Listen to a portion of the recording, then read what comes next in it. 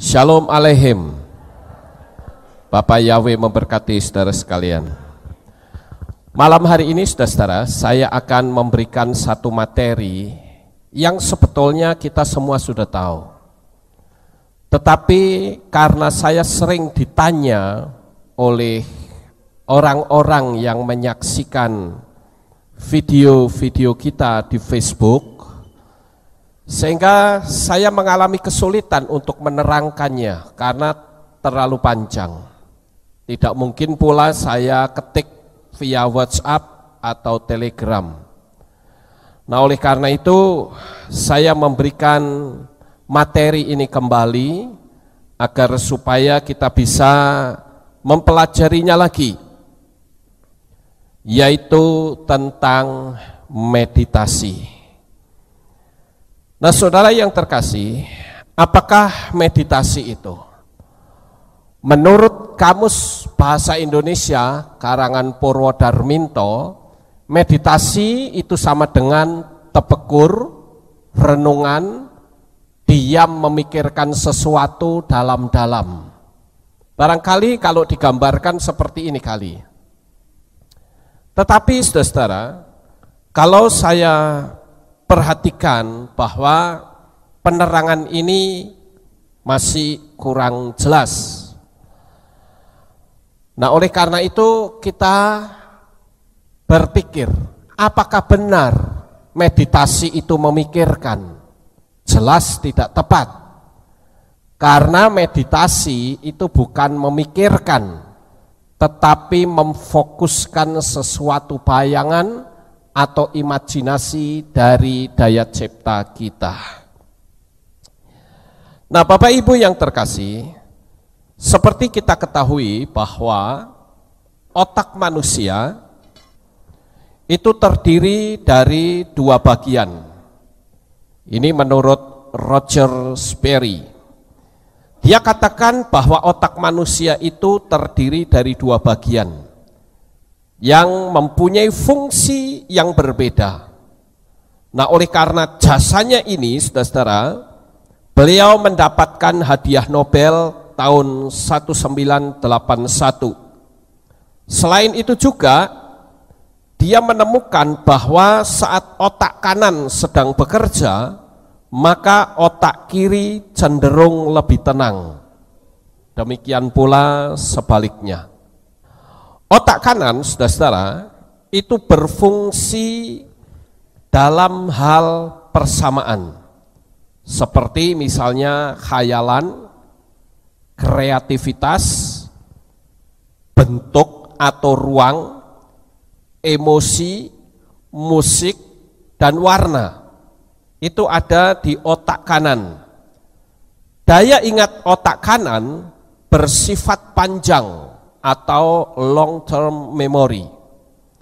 Nah, bila terjadi kerusakan otak kanan, misalnya terjadi pada orang yang terkena penyakit stroke atau tumor otak, maka fungsi otak yang terganggu adalah kemampuan visual dan emosi. Ini sangat terganggu, saudara. Begitu juga dengan otak kiri. Otak kiri itu berfungsi dalam hal perbedaan. Misalnya saja angka, urutan, tulisan, bahasa, hitungan, dan logika. Daya ingat otak kiri itu bersifat jangka pendek atau short term memory. Bila terjadi kerusakan pada otak kiri, maka akan terjadi gangguan dalam hal fungsi berbicara, berbahasa, dan berhitung atau matematika. Jadi kalau saudara melihat otak kanan dan otak kiri itu memiliki fungsi yang berbeda. Ini yang otak kiri ini fungsinya adalah logika, ya, otak kiri. Makanya kalau orang tidak memiliki iman karena otak kirinya banyak bekerja, logikanya kuat. Ya, nah oleh karena itu kita sebagai anak-anak Tuhan itu harus bekerja dua-duanya, antara logika dengan imajinasi. Otak kanan dan otak kiri itu bekerja bersama-sama. Nah, saudara-saudara, beberapa waktu yang lalu di Indonesia sempat digegerkan tentang otak tengah. Wah, ini ada lagi otak tengah, saudara. Yang namanya apa saya agak lupa itu ya dulu ya. Ya, otak tengah itu. Jadi anak kecil dilatih sedemikian rupa, nanti matanya ditutup dia bisa naik sepeda. Waktu itu saya sempat didatangi oleh kelompok mereka, cukup terkenal itu di Indonesia. Nah, pada waktu itu saya tertarik. Saya berkata, boleh nggak kalau saya mau ikut? Oh, nggak boleh, Pak. Loh, kenapa nggak boleh? Ya karena Bapak sudah usianya di atas 15 tahun. Oh ya, emang harusnya seberapa? Harusnya anak kecil sampai usia 15 tahun. Waduh, berarti saya sudah ketinggalan nih, nggak bisa ikut. Tetapi ternyata belakangan, saudara-saudara, ada kelompok anak-anak Rubik yang membongkar bahwa sebetulnya aktivasi otak tengah itu adalah sebuah penipuan. Faktanya ketika anak-anak itu disuruh menebak sesuatu dan sebelah sininya ditutup dengan kertas, maka anak itu sudah gelagapan, nggak bisa apa-apa. Bahkan dari kelompok anak-anak Rubik, dia sampai berani mengatakan, siapa yang bisa, saya akan beri sebuah mobil. Tapi syaratnya ditutup sininya, nggak akan bisa. Jadi aktivasi otak tengah itu adalah penipuan. Saya lalu berpikir, pantas anak-anak kecil saja yang boleh. Kalau dia naik sepeda, dia akan dangak seperti ini. Jadi dia lihatnya dari sini, saudara. Ini sebuah penipuan.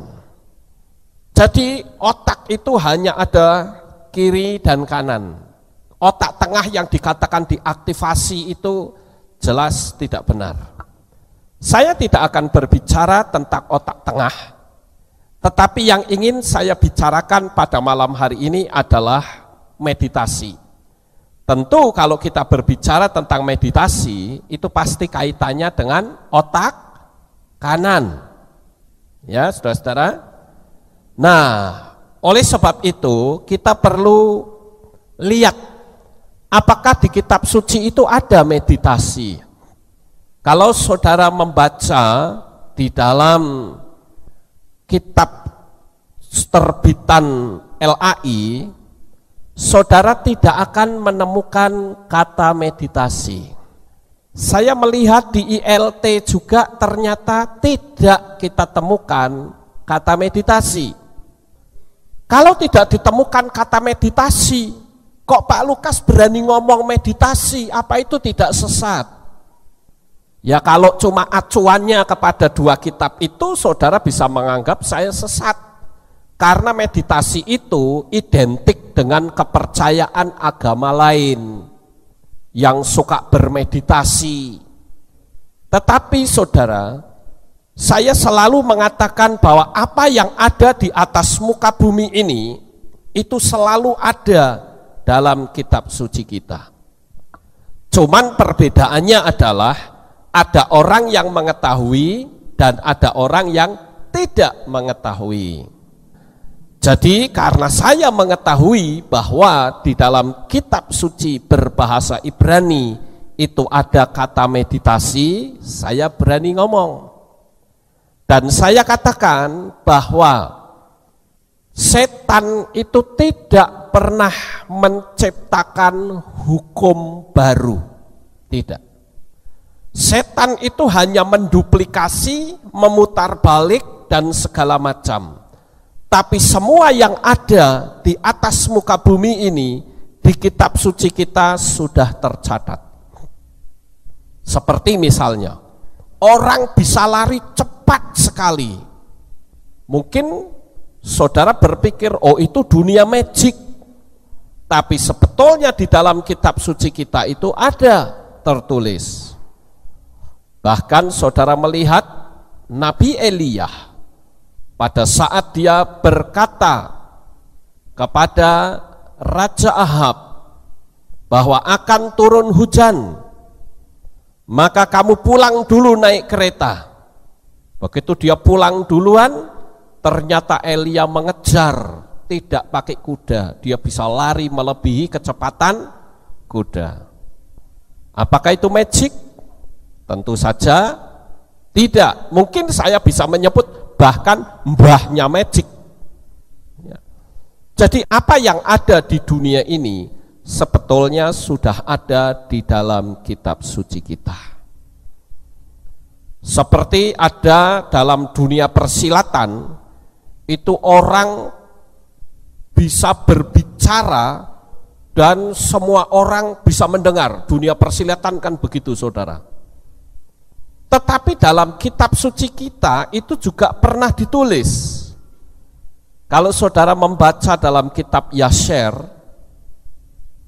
ketika Yehuda itu marah kepada Yusuf karena merasa Yehuda itu dipermainkan Yusuf, maka Yehuda itu marah dan dia mengaum luar biasa. Dikatakan dalam kitab Yasher, seluruh Mesir mendengar. Bahkan Raja Fir'aun sampai ketakutan. Ini suara apa? Seperti auman singa. Nah, itu saya cerita seperti ini untuk menunjukkan kepada saudara bahwa apapun yang ada di atas muka bumi ini itu sudah tertulis di dalam kitab suci kita. Nah, sekarang saudara, saya akan tunjukkan kepada saudara ayat firman Tuhan di dalam kitab Bereshit yang menunjukkan bahwa meditasi itu ada. Mari kita akan buka di dalam kitab Bereshit pasalnya yang ke-24. Dan kita akan membaca ayat 63. Saya akan bacakan dari terjemahan Lembaga Alkitab Indonesia dulu, kemudian ILT, dan setelah itu kitab yang berbahasa Ibrani. Kita akan lihat di LAI dulu, Kejadian atau Bereshit 24 ayat 63, beginilah bunyinya.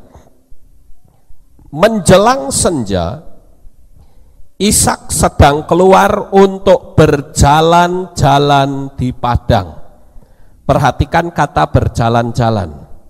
Ia melayangkan pandangnya, maka dilihatnya ada unta-unta datang. Jadi kalau saudara membaca kitab ini, terjemahan LAI, apa yang ada di benak saudara? Saudara akan memiliki bayangan bahwa Ishak menjelang malam hari, ya, menjelang senja, itu menjelang malam hari, itu jalan-jalan di padang. Itu yang ada di gambaran pikiran kita. Kemudian di kitab ILT dikatakan, dan pergilah Ishak keluar untuk menyendiri di padang saat menjelang sore hari. Ketika dia mengangkat matanya dan melihat, maka tampaklah sejumlah unta sedang datang. Di ILT itu kita menemukan sebuah gambaran yang agak berbeda dengan LAI. Perbedaannya adalah Ishak itu jalan sore hari, menyendiri dikatakan di situ. Menyendiri itu bisa saja duduk sambil lihat-lihat, pokoknya menyendiri, tidak ada orang yang menemani dia. Lalu kita membaca di dalam kitab teks berbahasa Ibrani. Di dalam teks berbahasa Ibrani, di sana dikatakan wayat Yitzhak Lashua Besadeh Libnob Arab, dan seterusnya. Saudara perhatikan kata Yeshua. Apa sebetulnya Yeshua ini? Di dalam teks berbahasa Inggris dikatakan, and Isaac went out to meditate in the field at the eventide. Di sana dikatakan, dan Ishak pergi keluar untuk meditasi di padang pada waktu malam. Ya, eventide ini layap-layap antara sore dan malam. Begitu saudara. Beda lagi, karena di sini ada kata meditate. Meditate ini adalah meditasi kalau diterjemahkan di dalam bahasa Indonesia. Nah sekarang dari ayat ini saja, maka sudah terjadi sesuatu yang berbeda antara kitab suci berbahasa Indonesia dan kitab suci berbahasa Inggris dan bahasa Ibrani. Jadi pantas kalau sampai hari ini banyak orang Kristen yang tidak bisa bermeditasi, kecuali mereka yang berasal dari agama yang lain.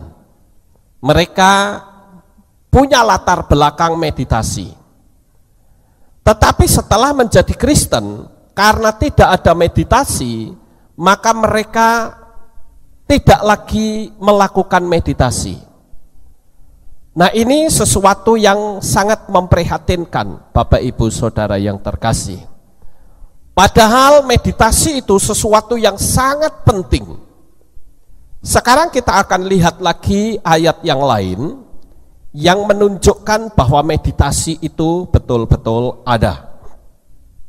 Tadi saya tunjukkan kepada saudara kata meditasi ini itu dari kata shua, ya, shua ini meditasi.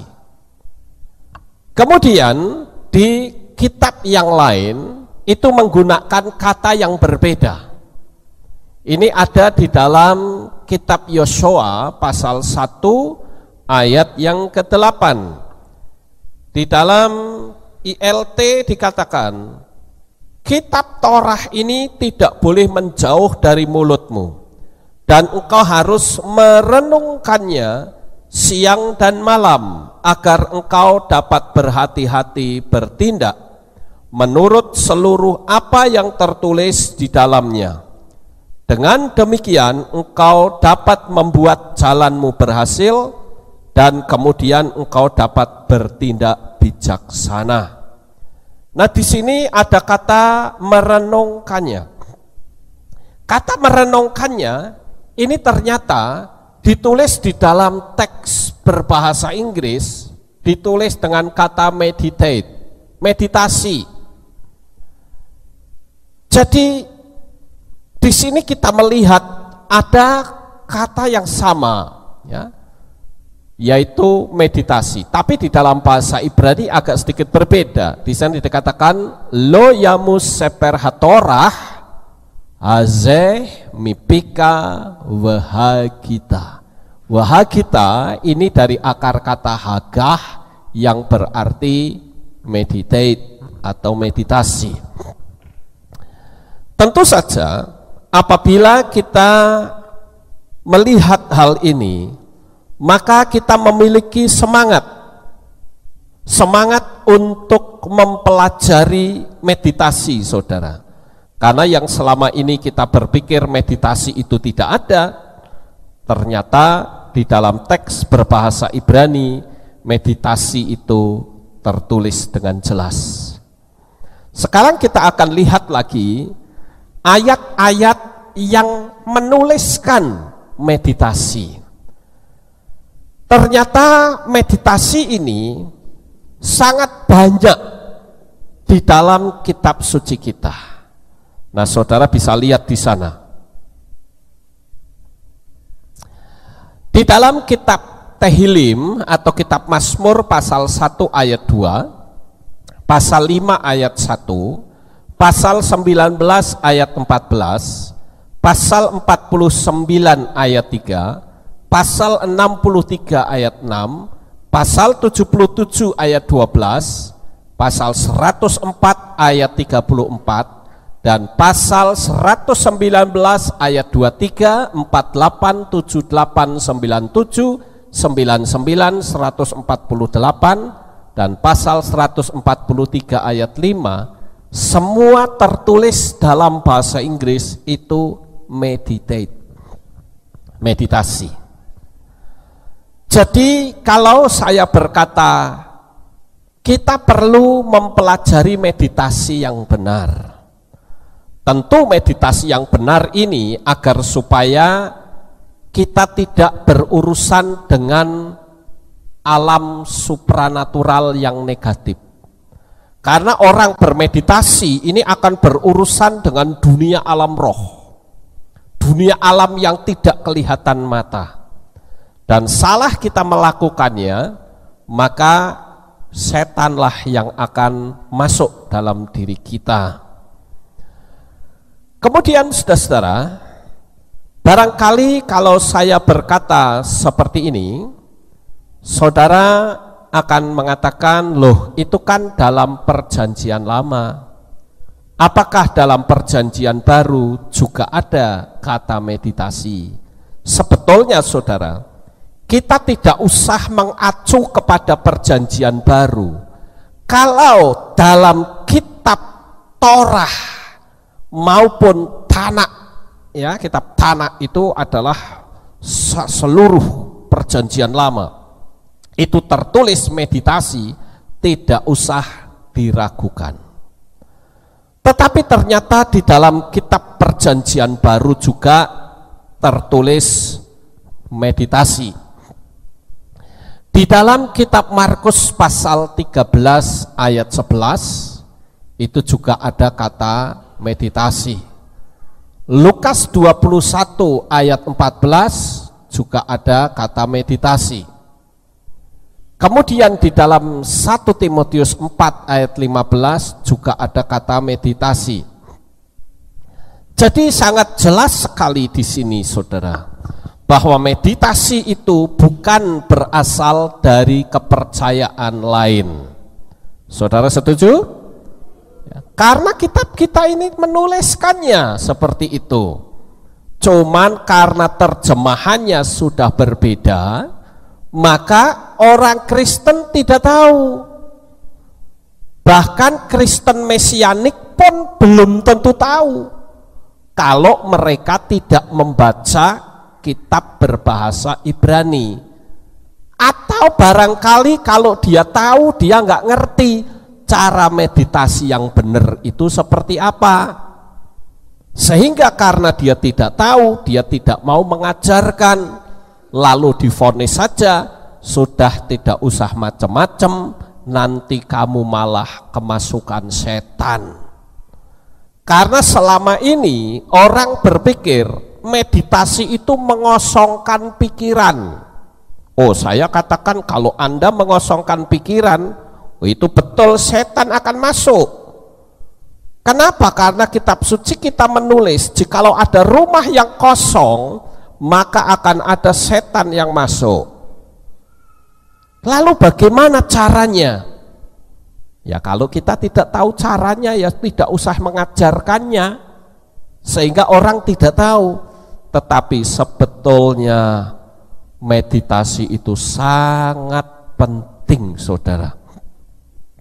Lalu sekarang kita melihat terlebih dahulu, apa sih manfaat orang bermeditasi? Manfaat orang bermeditasi yang pertama adalah menghilangkan aura gelap. Hari Minggu yang lalu saya sudah berbicara khusus tentang aura. Saya tidak akan menerangkan kembali. Nah, orang yang auranya gelap ini tentu saja akan menimbulkan efek atau sikap yang negatif, seperti emosi, amarah, kebencian, kepanikan, kekecewaan, dan lain-lain. Nah, orang yang mengalami seperti ini, ya, maka orang tersebut diharuskan untuk bermeditasi. Melalui meditasi, maka akan terjadi penyembuhan. Energi-energi negatif itu akan berubah menjadi positif. Orang yang auranya buruk akan berubah menjadi baik. Memang kita tahu bahwa emosi, amarah, kebencian, kepanikan, kekecewaan, dan lain sebagainya itu ada penyebabnya. Tetapi yang jelas, mau penyebab apapun, kalau dia sudah masuk di ranah ini, kepanikan, kekecewaan, amarah, kebencian, maka auranya akan menjadi buruk. Dan orang yang auranya buruk akan menjauhkan diri dari pintu berkat, menjauhkan diri dari pintu rezeki. Oleh karena itulah Bapak Ibu yang terkasih, kita perlu belajar untuk bermeditasi. Yang kedua, apakah manfaat bermeditasi? Manfaat bermeditasi yang kedua yaitu menenangkan pikiran yang tegang, mengalami tekanan yang hebat, atau orang yang cenderung egois. Kalau orang mengalami seperti ini, maka dia pun harus masuk ke dunia meditasi. Di zaman sekarang ini, saudara, sementara perekonomian semakin sulit dan waktu berjalan begitu cepat, kadang orang tidak mampu untuk mengejar target. Akibatnya pikiran menjadi tegang. Orang kontrak rumah 2 tahun baru dijalani seolah-olah baru kemarin pindahan. Ternyata sudah hampir pindah lagi. 2 tahun terasa cepat sekali. Apalagi kalau kontraknya mahal. Sementara income per bulannya sangat sedikit, tidak memenuhi target. Orang akan pusing, orang akan tegang. Dan ketegangan pikiran itu justru akan bisa menimbulkan penyakit. Penyakit macam-macam. Begitu juga kalau sudah masuk ke lebih dalam, yaitu stres. Orang bisa saja menjadi gila. Oleh karena itulah pentingnya kita belajar meditasi. Kemudian saudara-saudara, yang ketiga, apakah manfaat meditasi? Meditasi itu bisa mencari inspirasi atau ilham. Pikiran manusia itu memiliki kekuatan yang sangat luar biasa. Saudara tahu adanya mobil, adanya gergaji mesin, adanya tank, bulldozer, dan lain-lain. Itu sebetulnya adalah hasil dari pikiran manusia yang dicetuskan di alam fisik. Sama seperti mimbar yang ada di samping saya ini. Orang bisa bikin mimbar ini, pasti sebelumnya dia punya konsep terlebih dahulu di pikirannya. Saya pun tidak bisa menyampaikan materi khotbah kalau saya tidak banyak bermeditasi, saudara. Pikiran yang kacau, pikiran yang panik, tidak mungkin bisa menyiapkan khotbah, sepandai apapun orang itu. Kalau cuman asal ngomong sih bisa saja. Saya punya banyak sekali materi-materi khotbah. Tetapi kalau itu tidak sesuai dengan apa yang Tuhan mau untuk saya sampaikan, nggak akan bisa mendatangkan berkat buat orang lain.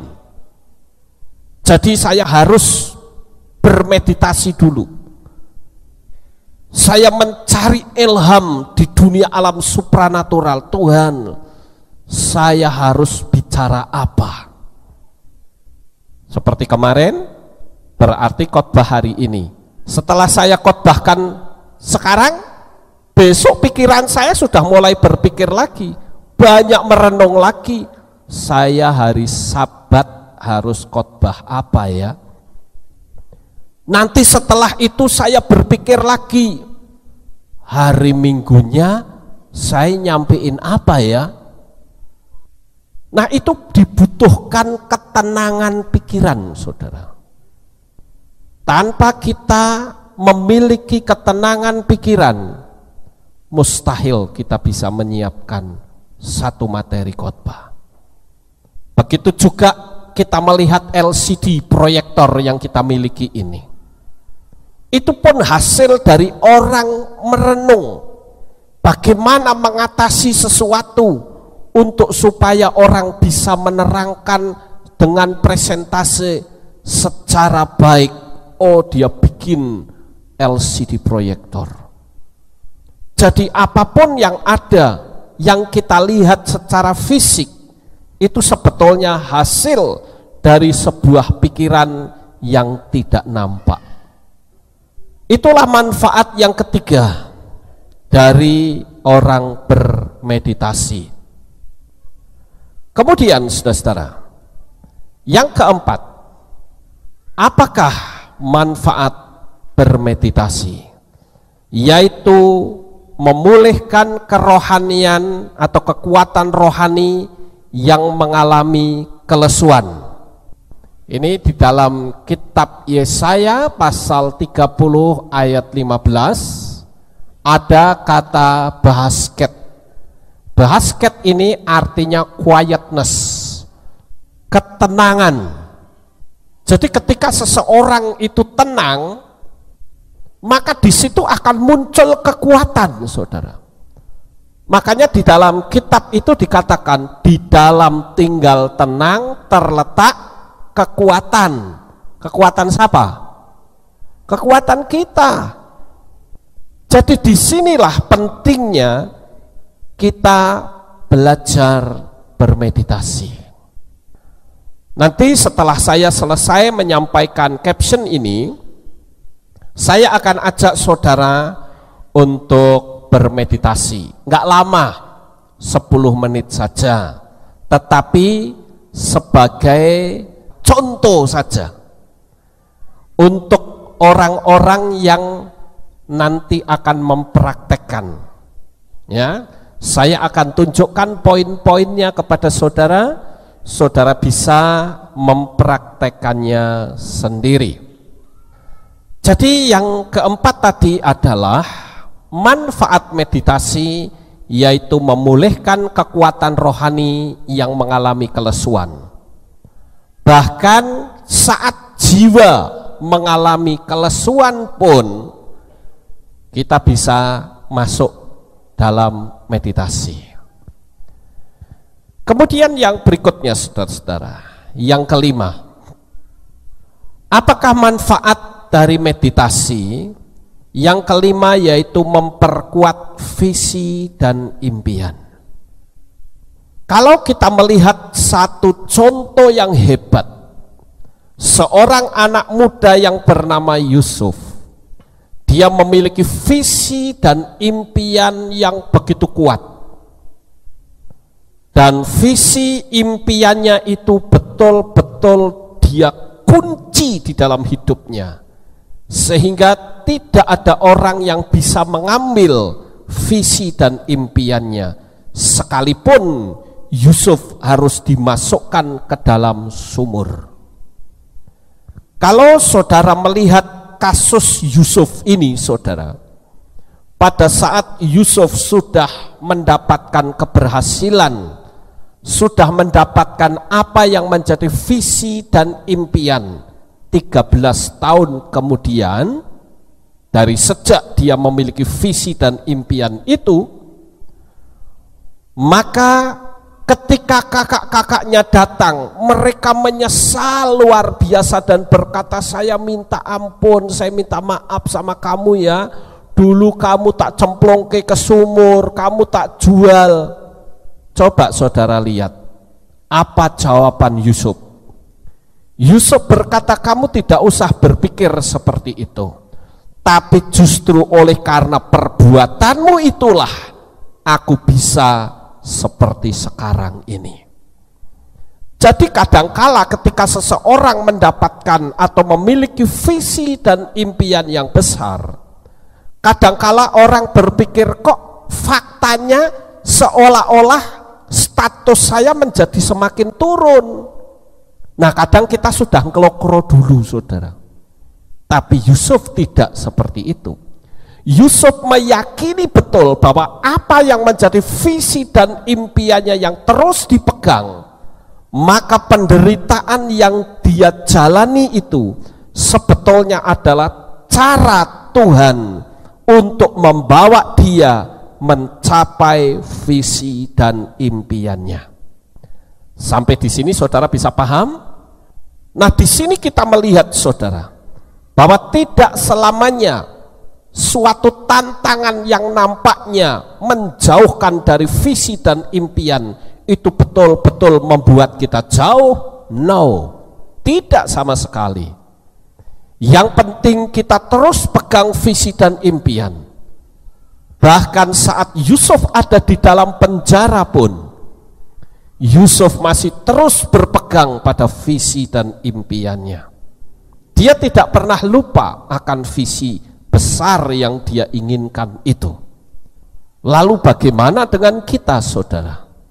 Kalau kita memiliki visi dan impian, saudara kasih energi, kasih spirit, kasih tenaga, dan memberikan tenaga itu melalui meditasi. Saya punya keyakinan 1000%.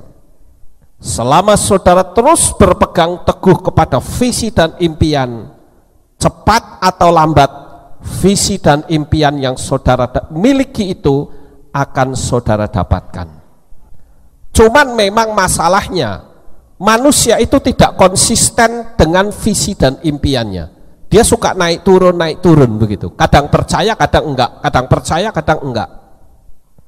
Itu sebabnya agar supaya tetap manteng, ya, tetap kuat terus, memiliki energi yang top, itu dengan cara banyak bermeditasi. Karena dengan orang bermeditasi, maka energi-energi negatif itu akan tersingkir dengan sendirinya. Kemudian yang berikutnya, saudara, apa manfaat meditasi itu? Yang keenam yaitu menghilangkan kebiasaan-kebiasaan buruk. Bahkan sekarang ini ada praktisi-praktisi dari luar sana yang mengajarkan meditasi untuk menghilangkan rokok. Bahkan ada juga orang bermeditasi untuk membuat dia memiliki kekuatan yang luar biasa untuk bisa menghilangkan kebiasaan-kebiasaan buruk yang lain yang mengikat di dalam kehidupannya. Nah, itu adalah manfaat dari meditasi. Sekarang kita akan masuk lebih dalam lagi, saudara, yaitu tentang tahapan-tahapan meditasi. Saya ingin saudara mempraktekkan ini. Jikalau saudara memiliki problem dari poin 1 sampai poin yang ke-6 tadi. Sekarang tahapan-tahapan meditasi yaitu persiapan terlebih dahulu. Yang pertama adalah cari tempat yang nyaman, yang tidak terganggu oleh apapun. Kalau saudara mau bermeditasi, sebaiknya HP dimatikan, bel pintu juga dimatikan. Cari saja tempat yang aman sehingga saudara tidak terganggu. Cuman kalau orang yang rumahnya itu memelihara anjing, kadangkala sulit untuk bermeditasi karena pasti akan terganggu gonggongan anjing. Saudara boleh mencari tempat yang nyaman, apakah itu di kebun atau di kamar. Kalau di kebun seperti ini, di luar, ini adalah metodenya Yitzhak. Dia keluar, dia cari tempat yang tenang, dan dikatakan pada sore hari mereka atau Yitzhak ini keluar untuk bermeditasi. Kenapa sih sore? Karena sore tidak ada gangguan. Kalau misalnya kita mau meditasi pagi, boleh enggak? Oh, boleh saja. Tapi intinya adalah jangan sampai ada gangguan. Cari tempat yang nyaman. Saudara boleh cari di kebun, boleh di bukit batu, boleh di pantai, boleh di kamar tidur, boleh di ruang tamu, boleh di mana saja. Pokoknya cari tempat yang nyaman. Kemudian saudara-saudara, yang kedua adalah lepaskan semua yang berunsur logam. Ya, misalnya saja saudara punya jam tangan, seperti saya punya jam tangan. Jam tangan saya ini kan pakai stainless. Ini harus dilepas. Cincin, giwang, kalung, gelang harus dilepas semua. Karena unsur logam itu akan menggrounding alam supranatural kita, ngeground. Oleh karena itu saudara-saudara, lepaskan semua. Kita itu sepertinya apa? Kosong di hadapan Tuhan. Kita nggak ada apa-apanya. Jadi tahapan yang kedua ini jangan sampai lupa. Ada anting pun anting harus lepas.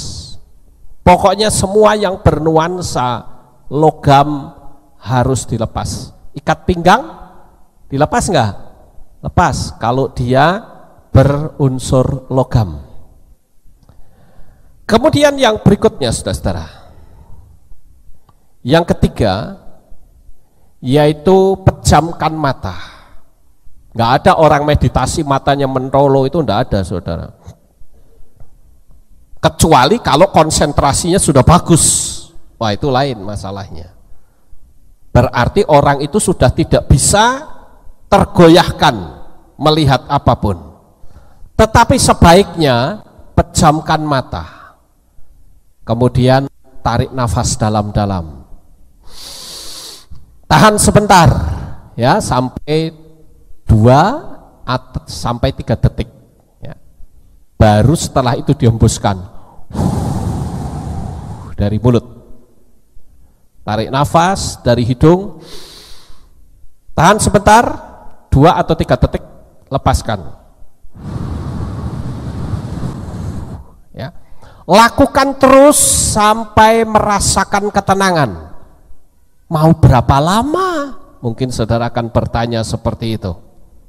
Saudara boleh melakukan itu mungkin 10 menit, mungkin 1/4 jam, atau barangkali kalau saudara sudah terbiasa 5 menit pun saudara sudah bisa tenang. Sudah masuk ke dunia alam supranatural. Artinya apa? Kalau sudah mengalami ketenangan, itu suara dari luar itu hilang saudara. Makanya ada orang dari kepercayaan lain itu setiap kali mau meditasi dia duduk diam tapi menggunakan kayak batok, tahu enggak? Kayak tempurung gitu loh. Terus dibunyikan. Sambil dia konsentrasi terus dia bunyikan. Sampai tok tok tok toknya itu hilang, itu saudara sudah tembus ke dunia alam roh. Berarti konsentrasi saudara sudah manteng banget saudara. Tapi kalau tok-toknya masih kedengaran di telinga, berarti masih logikanya masih masih bekerja, ya. Tarik nafas dalam-dalam, tahan dalam 2-3 detik, lalu hembuskan. Lakukan terus sampai betul-betul merasakan ketenangan. Nah, pada tahap ini saudara-saudara, ini orang luar mengatakan kosongkan pikiran. Ini bahaya. Kalau kosongkan pikiran, itu nanti yang masuk setan. Kalau saya menggunakan istilah bukan mengosongkan pikiran, tapi nggak mikir apa-apa. Sekalipun saudara penat penuh dengan masalah, saudara duduk diam aja, duduk diam, nggak usah mikir apa-apa. Lalu tarik nafas, tahan sebentar dan hembuskan dari mulut. Tarik nafas lagi pelan-pelan. Tahan sebentar, hembuskan. Nah, pikiran saudara atau telinga saudara dipakai untuk mendengar hembusan nafas saudara. Sampai di sini paham? Kecuali yang tuli. Ya, kalau yang tuli tidak bisa, saudara. Tapi dia akan merasakan tarikan-tarikan nafas itu. Tahan sebentar, hembuskan. Tarik nafas lagi melalui hidung sampai full. Tahan sebentar, hembuskan. Dan itu secara hukum medis, ketika seseorang itu menarik nafas yang panjang, itu otak akan kemasukan oksigen. Itu akan bisa bikin pikiran itu menjadi tenang, teduh, dan jernih, saudara-saudara. Ya, ini tahap ketiga. Setelah itu, tahap yang berikutnya, ini lebih dalam lagi, yaitu memvisualisasikan visi dan impian saudara dengan tenang. Manusia hidup tanpa visi dan impian nggak akan bisa meraih apa-apa. Ibarat seperti kapal yang berlayar tetapi tidak tahu arah tujuan. Wes pokoknya kapalnya kemambang, dinaiki orang nggak tenggelam, mau kemana wes karep-karepe. Nggak bisa seperti itu, saudara.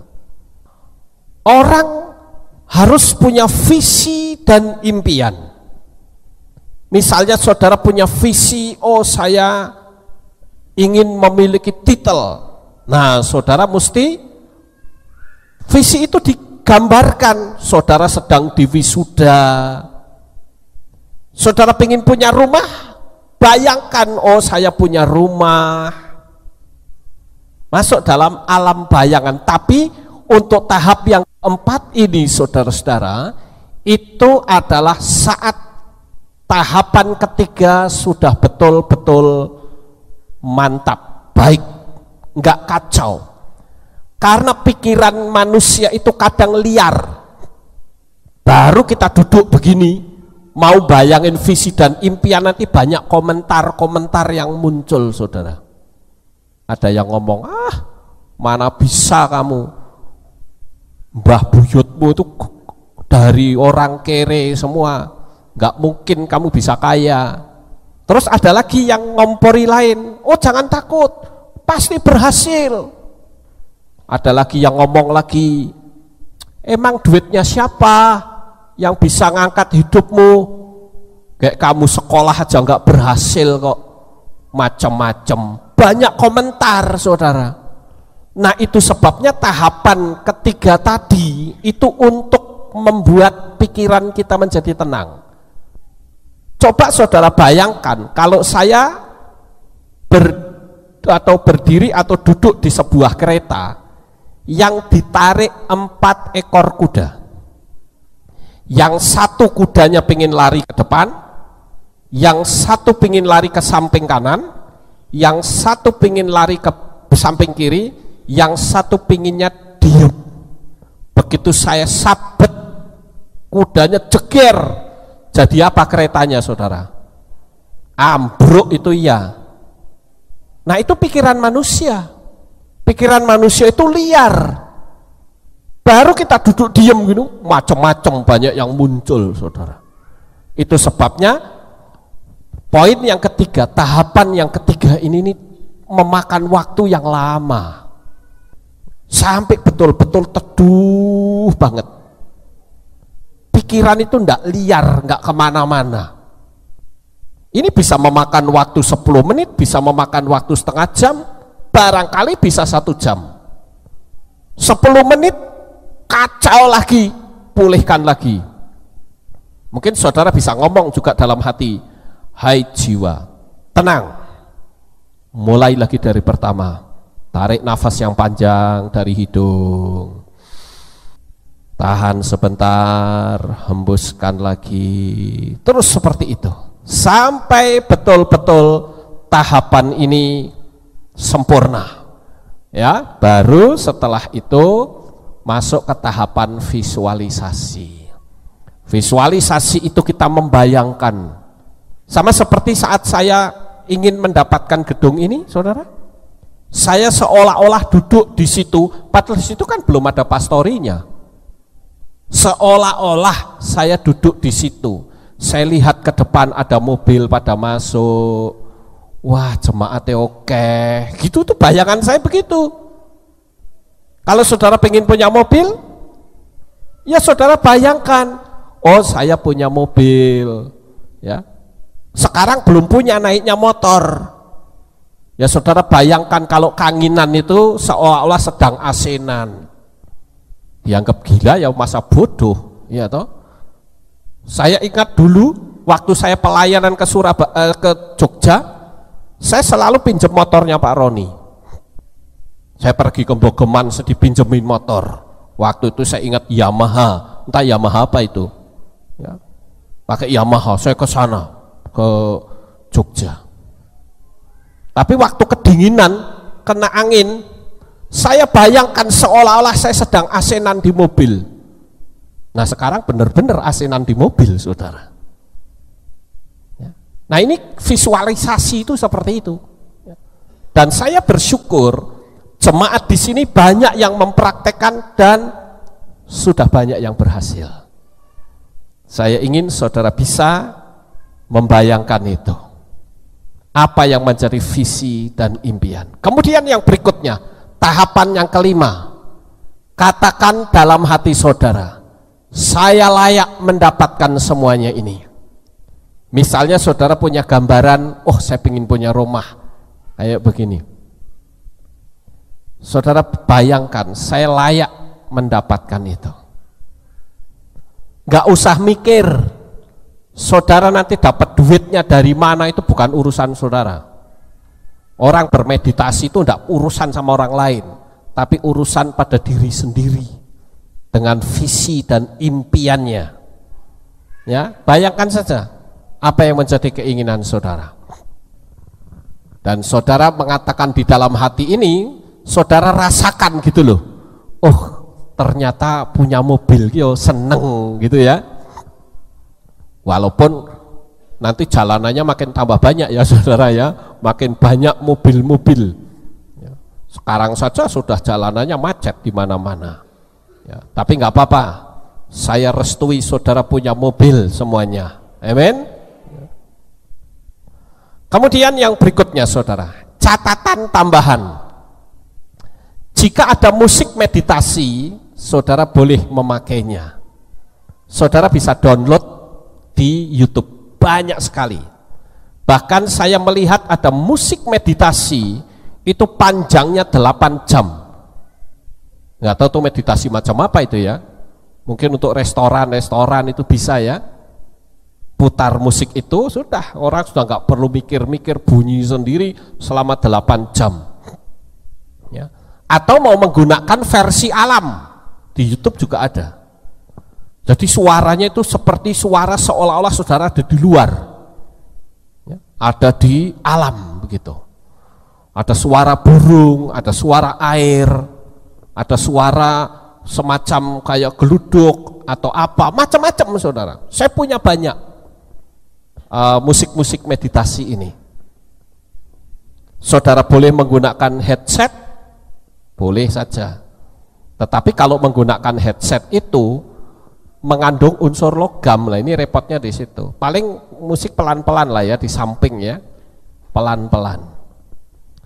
Kemudian yang berikutnya saudara, kalau saudara ada di rumah atau di dalam ruangan, usahakan untuk cahayanya tidak terlalu terang tapi redup, tapi juga tidak gelap, redup gitu loh. Mungkin bisa pakai kayak cahaya lilin, ya lilin 5 atau berapa gitu ya, tergantung ruangannya saudara. Tujuannya apa sih?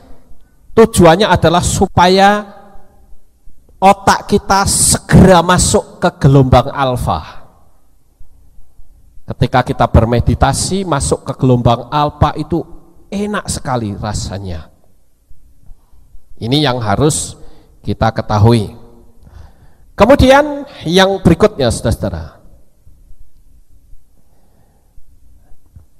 jika di hati muncul kata-kata negatif, ini kan bayangan-bayangan toh. Ketika muncul kata-kata negatif, masa iya sih kamu bisa sampai ke Belanda? Nggak mungkin deh.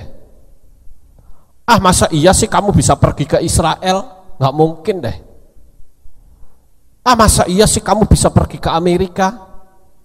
Nah, kalau saudara sudah mulai ada suara seperti itu, cara yang paling tepat adalah buatlah questioner. Apa sih maksudnya buat questioner ini? Kalau ini begini saudara, ketika saudara membayangkan aku pasti sampai ke Israel, ini contoh, pasti akan muncul kata-kata begini, mau ke Israel, emang duitnya siapa? Muncul kata-kata itu, emang duitnya siapa? Satu ya, kamu pergi ke Israel, siapa yang akan bayari? Siapa yang akan bayari? Kan kata-katanya selalu begitu kan? Tapi sekarang dengan membuat questioner, maka jawabannya akan berbeda nanti. Jadi saudara bukan berkata aku pingin ke Israel, tetapi yang ada di hati saudara begini, kenapa ya kok saya bisa sampai ke Israel? Kenapa ya kok saya bisa sampai ke Amerika? Nanti akan muncul di hati jawaban yang positif. Oh, karena kamu orang pinter. Oh, karena kamu kenalannya orang kaya-kaya. Oh, karena kamu selalu berpikir positif. Yang muncul akan terbalik semua saudara. Sekarang pertanyaannya, sampai di sini saudara paham atau tidak? Nah, hal-hal ini jikalau kita mempraktekannya, segala visi dan impian saudara pasti akan terwujud.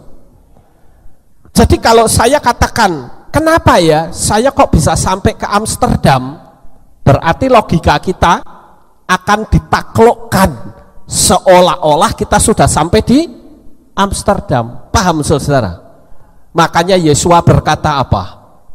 Apa saja yang kamu minta dan doakan, percayalah bahwa kamu telah. Nah, kita memanipulasi itu pikiran, kenapa ya kok saya bisa sampai ke Amsterdam? Saudara bisa saja pasang gambar-gambar luar negeri. Saudara bisa taruh di kamar saudara, saudara bisa taruh di dompet atau di HP. Jadi dimanapun saudara lihat, saudara berada, yang dilihat itu luar negeri terus. Nah, ketika saudara berkata seperti itu, dalam hati juga mantap, itu alam roh yang akan bekerja dengan sendirinya secara otomatis. Nanti akan ada istilah tarikan-tarikan, saya menggunakan istilah itu. Kalau tidak saudara yang ditarik mujizat, ya saudara yang menarik mujizat. Ditarik mujizat misalnya, nanti tiba-tiba ada seorang teman yang memperkenalkan saudara kepada orang yang berpengaruh. Lalu orang yang berpengaruh itu bisa saja memberi pekerjaan untuk saudara, sehingga saudara ditugaskan ke luar negeri, atau saudara bisa dikasih berkat oleh mereka. Macam-macam, ada jutaan cara Tuhan untuk memberkati kita. Amin, saudara. Nah, itu adalah manfaat dari meditasi. Nah, sekarang saya akan mengajak saudara untuk mempraktekkan meditasi ini sepanjang 10 menit saja, tidak usah lama-lama. Saya akan coba untuk bimbing saudara pelan-pelan. Saudara siap? Oke, sekarang saudara cari tempat yang nyaman. Saya kasih kebebasan sekarang. Saudara mau tinggalkan tempat duduk, mau duduk di sini juga boleh, mau di situ boleh, mau di mana boleh. Sekarang saya kasih kesempatan, silakan saudara cari tempat sebelum kita mulai. Terserah, ayo. Mau tetap duduk di situ juga nggak apa-apa, ya. Saudara tenangkan pikiran dan hati, buat rileks saja. Saudara pejamkan mata. Sekarang saya akan kasih contoh musik meditasi. Ya, ada 2 musik yang akan saya putarkan untuk saudara. Saya akan kasih contoh dulu. Nah, ini saudara kalau mulai seperti ini ya. Nanti kita mulai pejamkan, nanti saya akan bimbing saudara ya, kita dengerin. Sekarang itu dimatikan, ganti musik yang satunya lagi. Nah, sekarang musik yang bernuansa alam, supaya saudara tahu.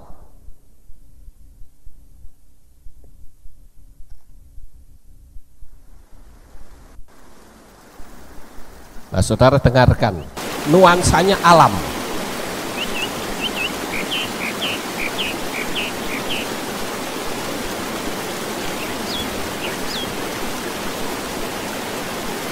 Di sini ada air yang mengalir, ada suara burung. Ini nuansa alam, seolah-olah saudara sedang ada di sini nih. Oke, saudara tahu, paham ya? Oke, sekarang ya bisa dimatikan lampunya, ini matikan. Sekarang kita mulai. Saya kasih aba-aba, pakai musik ini saja ya, musik alam ya. Sekarang pejamkan mata saudara, biarkan tenang. Cahayanya cukup, tidak usah terlalu gelap, cukup segini saja.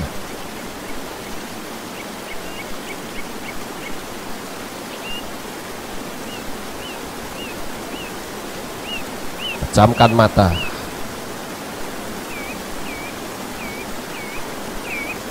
Oke, sekarang tarik nafas yang panjang melalui hidung. Panjang, tarik sampai penuh.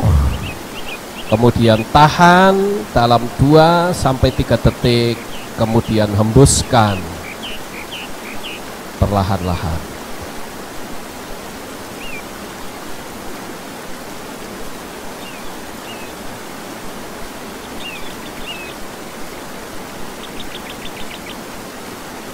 Tarik nafas yang panjang,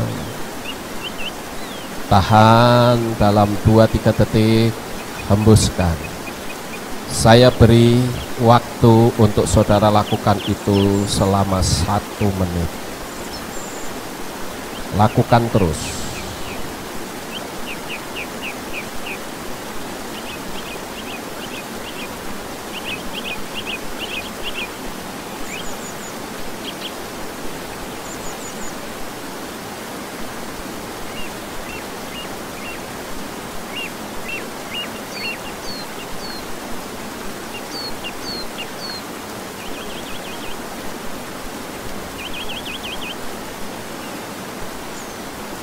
Saudara tidak usah mikir apa-apa,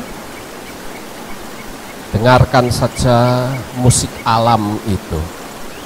Tarik nafas yang panjang, tahan sebentar, dan hembuskan. Tidak usah mikir apa-apa, biarkan pikiran dan hati saudara menjadi tenang.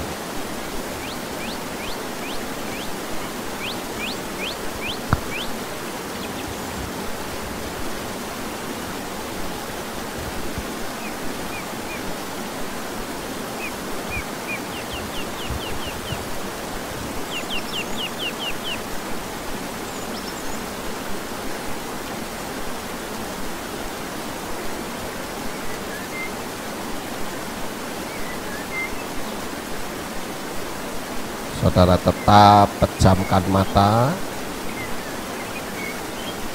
Tarik nafas yang panjang, tahan sebentar, dan hembuskan.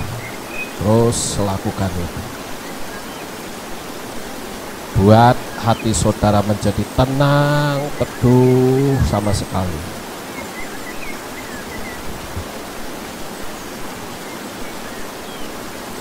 Semua beban, semua pikiran, jangan dibawa.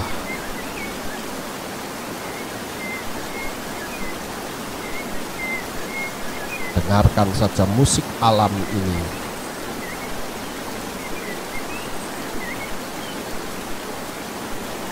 Tarik nafas yang panjang, terus lakukan itu. Saya beri kesempatan sampai betul-betul menjadi tenang. Kita masuk ke tahapan berikutnya. Saya beri kesempatan.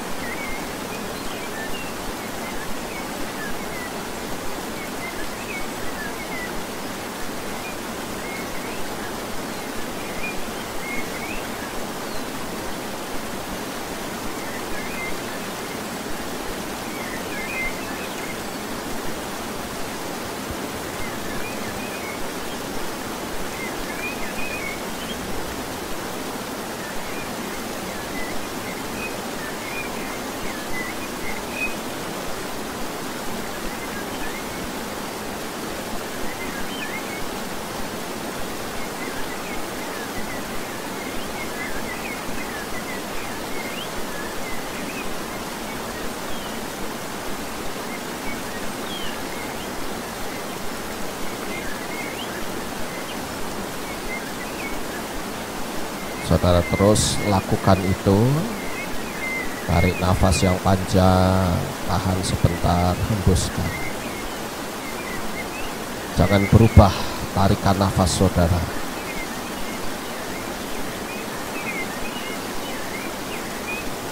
Biarkan hatimu menjadi teduh sekali, tenang sekali.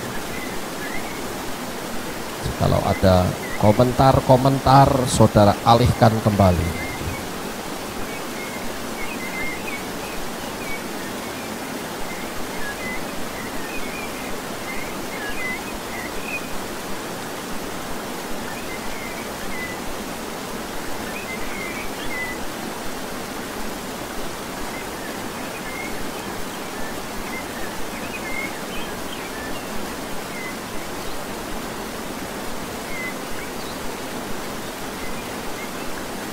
Oke, sekarang kita masuk ke tahapan yang kedua.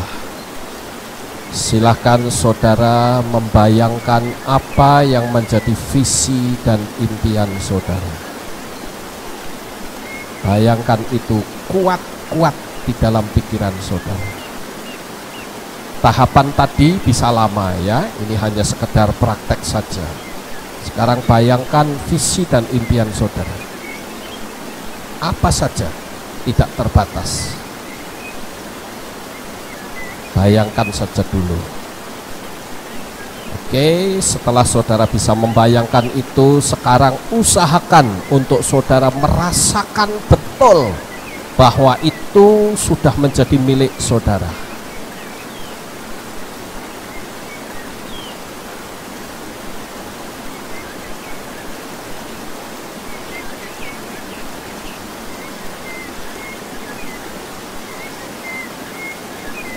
Untuk nafasnya tetap tidak berubah. Tarik nafas yang panjang, tahan sebentar, hembuskan.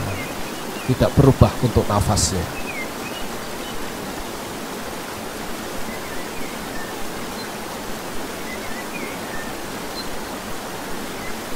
Saudara sekarang masuk ke tahapan berikutnya ini, yaitu merasakan betul apa yang saudara bayangkan itu sudah terjadi dalam hidup saudara.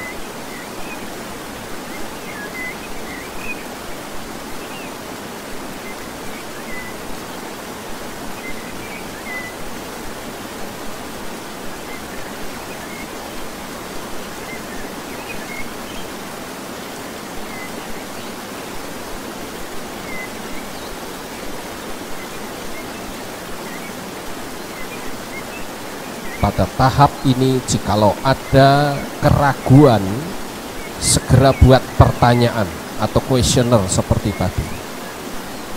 Kenapa ya kok saya bisa punya rumah sendiri? Kenapa ya kok saya bisa pergi ke luar negeri?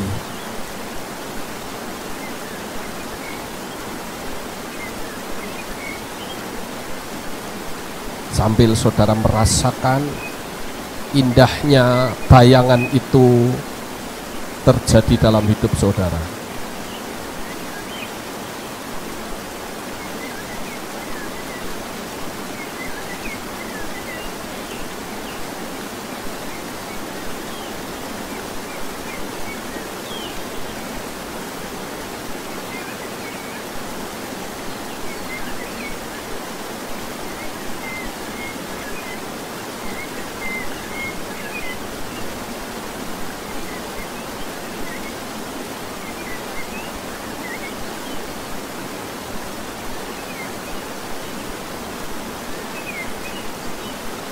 Jikalau pada posisi sekarang ini ternyata kantuk saudara kuat sekali, segera saudara katakan, terjadilah. Jangan sampai saudara tertidur, tapi menjelang saudara tertidur, saudara katakan, itu sudah terjadi.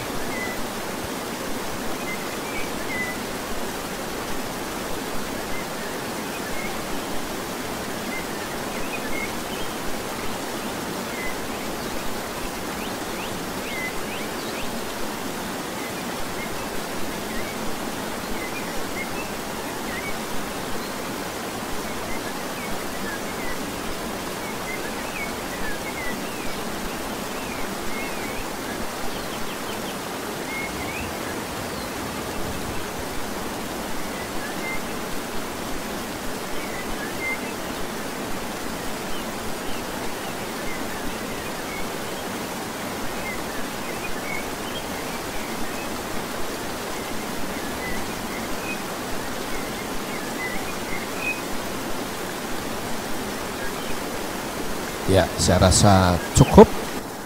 Kita bisa buka mata semuanya, saudara-saudara. Lampu bisa dinyalakan kembali, musik bisa dimatikan. Nah, sampai di sini saudara bisa merasakan ketenangan nggak tadi?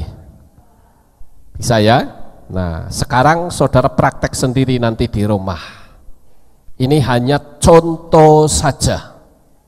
Waktunya itu bisa lama, dan saya yakin kalau kita bisa mempraktekkan ini, segala visi dan impian saudara akan berhasil. Kita bahkan bisa memiliki konsentrasi yang lebih lagi, ya. Oke, Bapak Ibu Saudara, saya rasa apa yang saya bisa sampaikan, saudara bisa menjadikan ini berkat dalam hidup saudara. Sukses besar untuk saudara, Bapak Yahweh memberkati. Haleluya.